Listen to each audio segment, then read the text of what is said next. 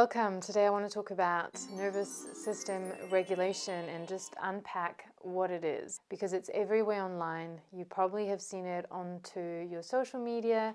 Everybody talks about somatic work, nervous system regulation, grounding, ice bath. But what is it? What does it mean? So for this, I'm going to break it into 4 different points that to me are just all you need to know, the essential things, and what really nervous system regulation boils down to behind all the fancy psychological practices, things that are out there. What are you putting from the rough? What on earth are you talking about? It's actually really simple. So we're going to break it into 4 points. The first point is that nervous system regulation begins with awareness. For me, a key element of understanding nervous system regulation is understanding that throughout the day, throughout life, you go through different states of being. States of beings are the conditions and feelings that your body is experiencing depending on the context situation that you are in. Some areas of psychology, they refer to it as, for example, parts therapy or internal family systems, which are different facets that are kind of circled around your core identity and your core self. Each state of being that we experience throughout the day will have really different ways of thinking and behaving. For example, dessert. Wait, did he just say we couldn't have dessert? That's anger. He cares very deeply about things being fair. So that's how you want to play it, old man? No dessert? Oh, sure. We'll eat our dinner right after you eat this. If you're in an activated state or if you're triggered, you're not going to be thinking the same way and the same thoughts that if your body is feeling calm or if it's feeling safe, nurtured, loved. So different states are different experiences and sensory experiences of the body and cognitive experiences of the body. And in therapy, those states can be referred to as different parts of the self. The key thing with nervous system regulation is understanding when you change state. So noticing when you're stressed, noticing when you're excited, noticing when you're scared, noticing when your body is entering a new state of being is absolutely key. If you cannot tell that you're made of different states, different parts, different ways of functioning, then that's the core problem with nervous system regulation is people that think that they're this one thing that they have no control over. Whereas when you understand that you're made of different states, you detach yourself from this, from the state itself. You become an observer, and when you become an observer, then you can respond differently to those different states. Remember, all I'm offering is the truth, nothing more. When you are able to regulate, let's say, you might still be experiencing a lot of stress. The only difference is the stress that you're experiencing, you're not trapped in the experience of the stress. You're not trapped into this state of being. You're an observer outside of this state.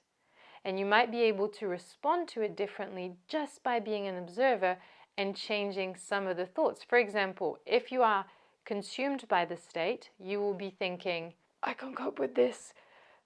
This is too much. It needs to stop. Whereas, if you are placing yourself as an observer behind the state and observing it happen, then you have this extra pause that might say, okay, my body is feeling really tense through this. This is stressful. This experience is stressful. First, there's distance there. Then you can say things like, this stress is expanding my capacity for growth. I welcome this stress. See, straight away there's a distance. When you are not the state itself, but the observer of the state, then you can reparent yourself through the experience that you're having. So this is why, number 1, the key thing about nervous system regulation is awareness. Awareness of yourself. Awareness of your experiences. Okay, now, true.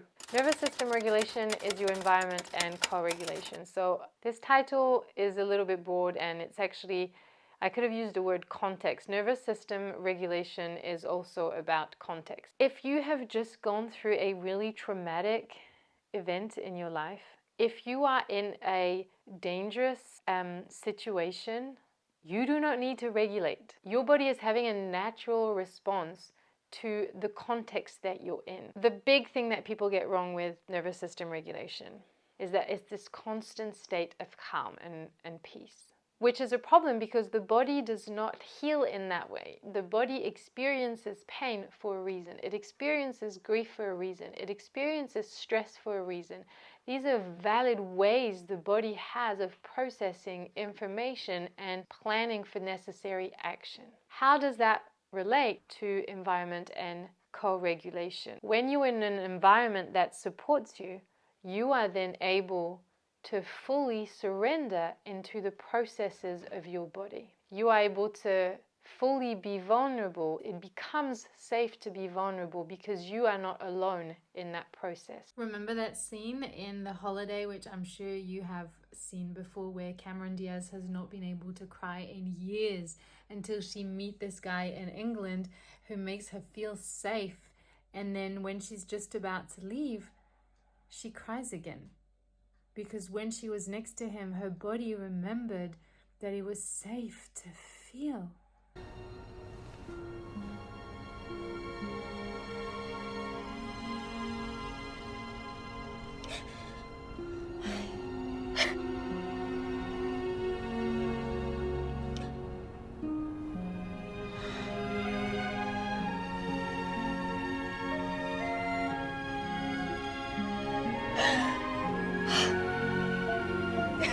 Support is essential. Support is essential so that you can fully allow your body to feel and be in the presence of what it is that it needs to experience. Co-regulation comes into this category because a lot of the time this is how therapy helps, is just someone that is able to lay a compassionate presence for those feelings, those experiences that you are struggling to meet in yourself and embody for whatever valid reason. Point number 3. Nervous system regulation is a skill. And by this, what do I mean? How often do women feel overwhelmed yet refuse to take time to work towards skills that will help with the overwhelm?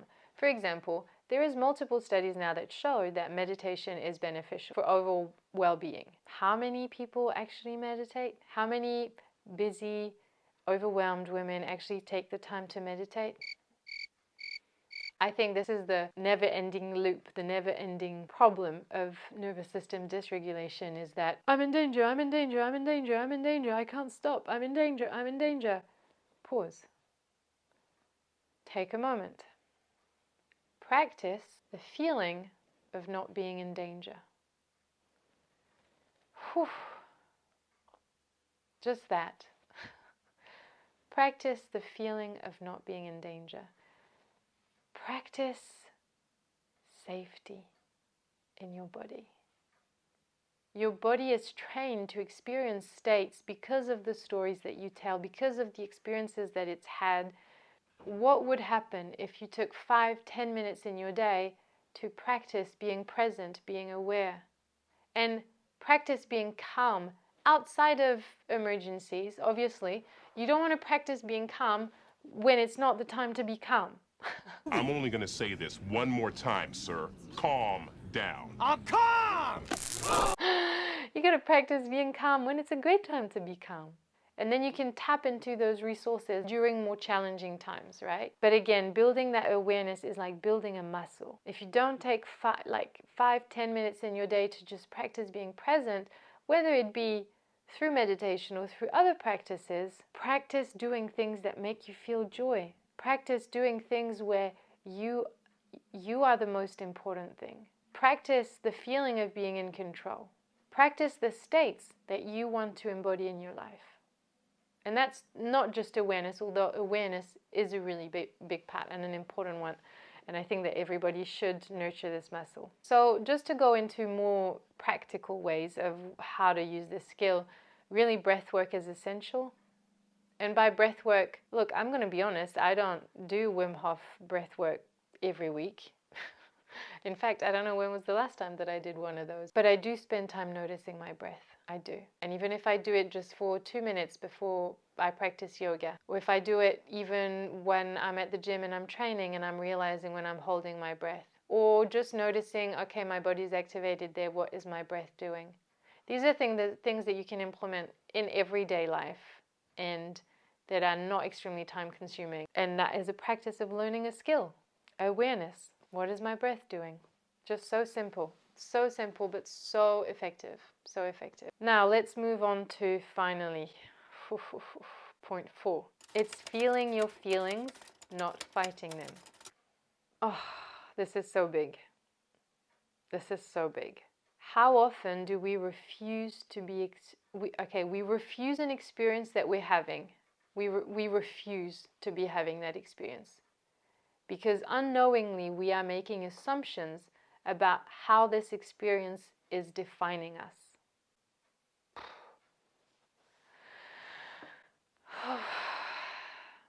I mean, just this.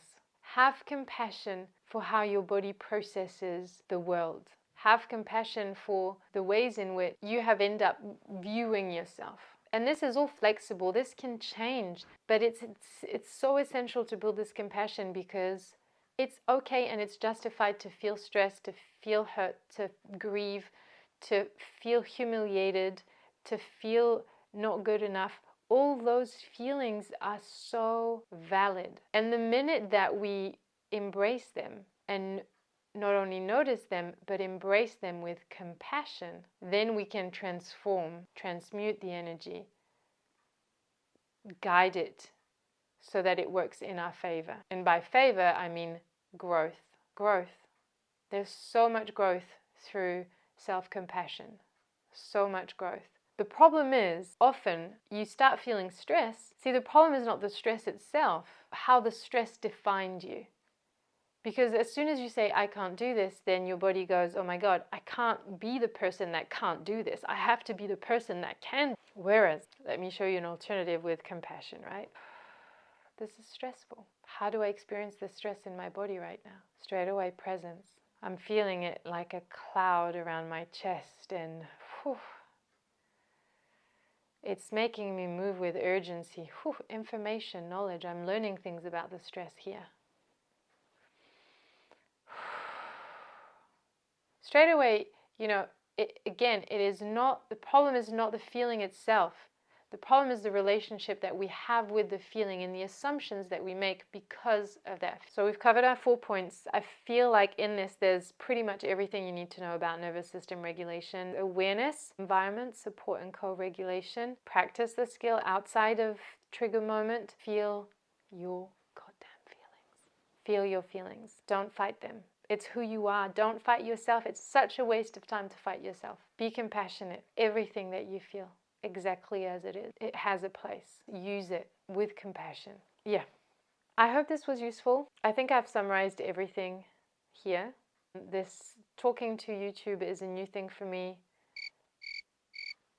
I hope you enjoy it. And if you would like to know more about this work, I've created a school community where not only I have been creating monthly themes to help you understand how to, you know, change your habits and step into the version of you that you aspire to step into. I share yoga videos every week. I have monthly calls so that we can just reflect a little bit on the themes that I put forward, and this is a raw, honest project and exchange about something that I'm really passionate about. This is not my main occupation. I am in the middle of training to be a primary school teacher, which I am really looking forward to doing. Yeah, this is just a desire to help women as I have had to help myself through the reality of being human. There we go. I'll end on this happy note. See you in there.